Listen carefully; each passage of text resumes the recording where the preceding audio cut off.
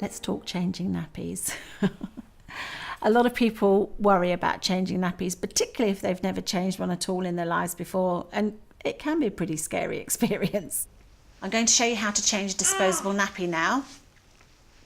This is what a disposable nappy looks like. They all vary slightly, but the principle is the same. The tabs here that fasten the nappy always go at the back, okay? So there's the tab. So this goes underneath the baby this way. Tags at the back and they fasten at the front. Okay, let's go.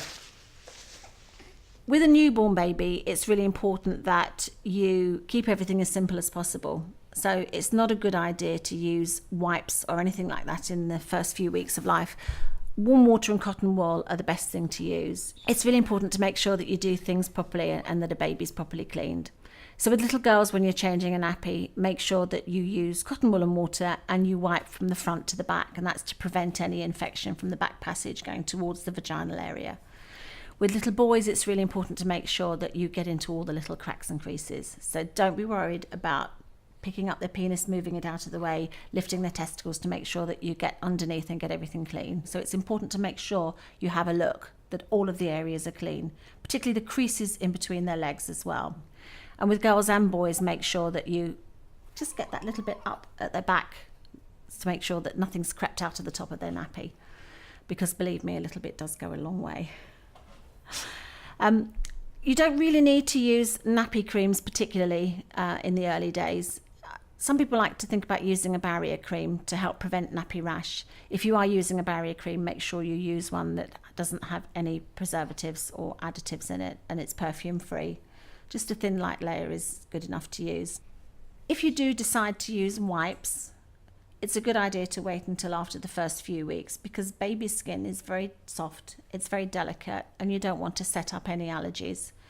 Once you do move on to wipes, if that's what you choose, make sure that you decide on wipes that are non-perfumed and alcohol-free.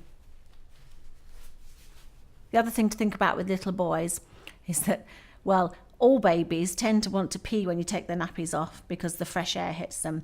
Little boys tend to give you a little bit of a warning, and their little penis might stand to attention, and that might warn you to step back in case you get showered. You might want to have a muslin cloth or a terry nappy or something handy just to cover over in case a little boy does look like he's about to shower you. The other thing to remember when you're changing a little boy's nappy is always make sure that the penis is pointing down towards the 6 o'clock position when you do the nappy up. If it's pointing up to 12 o'clock, they'll pee out of their nappy and all over their clothes, and the nappy will be beautiful and dry. If you point it to 3 o'clock or 9 o'clock, the same can happen. They can pee out of the side and they get a wet leg and the nappy stays dry.